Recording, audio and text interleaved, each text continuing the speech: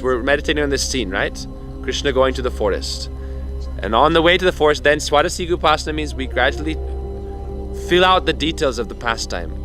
So what is happening when Krishna is going to the forest? And there's not only one pastime, there's many pastimes. When Krishna goes to the forest, all the Brija Gopis come out on the pathway. Some are on the tops of their roofs throwing petals, and some are holding drinks and gifts or garlands. But some gopis are held back by their mother-in-laws and sister-in-laws. So there are many pastimes. We know this pastime. Gurudev tells this pastime many times, that one gopi wanted to come and see Krishna when he was going to the forest. But her mother-in-law said, "Oh, if you don't go and look at that black snake, because he'll give you the poison that will destroy your life. If you look at him simply, that poison, normally a snake has to bite you. But Krishna is such a poisonous serpent that just by looking at him, that poison is transmitted and you'll become mad. You'll become pagal, crazy. So don't go." So they told her not to go. And when there was time coming for Krishna to go to the forest, at that time then, when Krishna is going to the forest with the cowherd boys, they're all playing on their bugle horns, playing on the flutes, playing on the buffalo horns. Also the ankle bells are jingling, and it's a very beautiful sound. Not only that, the peacocks are calling out, the cuckoos, the parrots, everyone is singing. It's like a beautiful symphony in the forest. And so everyone starts going out. So this gopi saw that her mother-in-law and sister are going outside. "Oh, why are you going outside?" He said, "Don't ask so many questions. Just stay at home. Don't ask so many questions." "Oh, you're going to see him, but you're telling me not to see him." So they said, "No, you have to stay inside." So anyhow, they went, and they were standing outside on the pathway nearby their house, and sometimes looking back, making sure she didn't come out. Why? They don't want her. If she becomes mad after Krishna, then she cannot do any of her seva properly or chores properly. And that's shown afterwards. So this girl, what did she do? She came by the door only and looked from the doorway. Just peeking through opening the door a few inches and looking. And as Krishna came by, Krishna knew her mood. She was like a new gopi, and they had this purva rag. Purva rag means before you've met with Krishna, you have desire to be with Krishna. Like before a lover has met with the beloved, they desire to meet. That attraction builds up. There's attraction. And that attraction is very sweet actually. And the longer you can delay the meeting also, the more sweet the meeting will be. And there's a great attraction in that, especially if there's mutual attraction. So the gopi was feeling that purva rag for Krishna, and in her heart desiring to be able to be with Krishna. And Krishna knows this because he is Antaryami, he is the Paramatma in the heart. So what did Krishna do? Krishna is running along with all his cows and calves. So it said that Krishna grabbed hold of one of the calves' tails. And when you grab hold of the calves, Krishna's also just a little boy, and there's different calves, like 1-year-old calves, 1.5-year-old, 2-year-old calves. Mainly he's going out with the calves. So when he grabs hold of the calves, the calf knows he likes to play with Krishna like this. Krishna holds the tail and the calf runs around in different directions, and Krishna is dragged along the dirt. He has a lot of fun like that. So he grabbed hold of the tail, and the calf dragged him right to the door of that gopi. And Krishna quickly caught the hand of that gopi, embraced her, and then came back. And then when the mother and sister-in-law returned, mother-in-law, they saw that she was standing like a statue, completely pagal, like gone, She left her body and mind. Atma had gone with Krishna to the forest. So what they told her, "Oh, now you should. What should you do?" Oh, they tried to bring her back to a regular consciousness.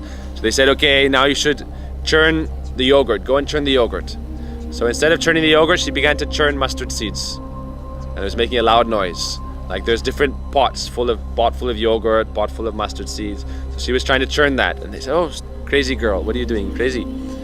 They gave her some other chores. Everything they gave her, she did like opposite.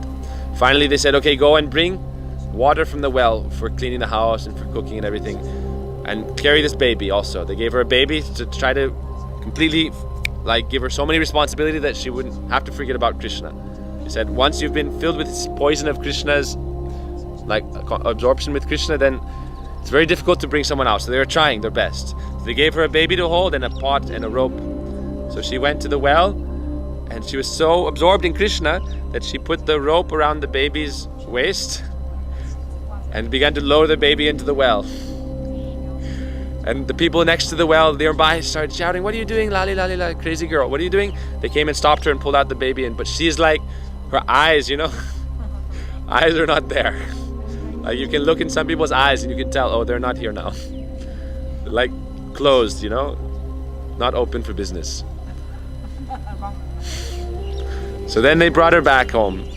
I said, Bas, it said, that's why it said, Bandhu Sange Jaditava Ranga Parihas. If you desire to be happy in this world with your friends and family, enjoying in samsara as best as you can, which means ultimately mostly suffering, then never go to Keshigat and never see Krishna standing in his threefold bending form. Because if you once see him like that, he will steal away your heart and make you mad.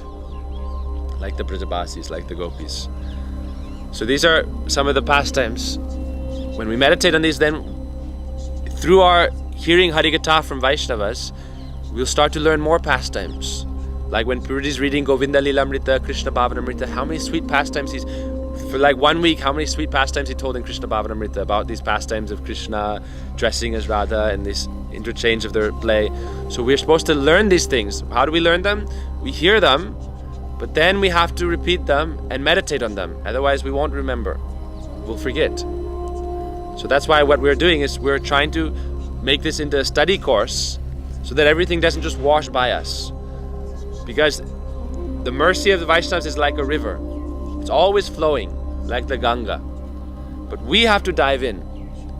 But when we dive into that river of mercy, we don't want to dive in like a rock. Right? Gurudev said once in Houston, when we were there with the school, one boy asked him, Gurudev, how do we get your mercy? He said, my mercy is always flowing like a river. You have to dive in. So what does it mean to dive in? It means to dive into the process. Shravanam, Kirtanam, Vishnu Smaranam, Pada Sevanam, Archanam, Vandanam, Sakyam, Atmani, Vedanam. You follow the process given by Gurudev, then you'll realize his mercy. But if you're always standing on the shore, not going into the river, not bathing in the river, you won't get his mercy. So we have come into the river in the sense that we are in the Dham, in Vrindavan, in Sadhu Sangha with a very high class Vaishnava, hearing Harikatha every day, also having a chance to follow Bhakti throughout the whole day. But we want to be not like a rock in the river. What is the nature of a rock? The water always flows over the rock, but the rock doesn't absorb the water. We don't want to be like the rock, we want to be like the sponge.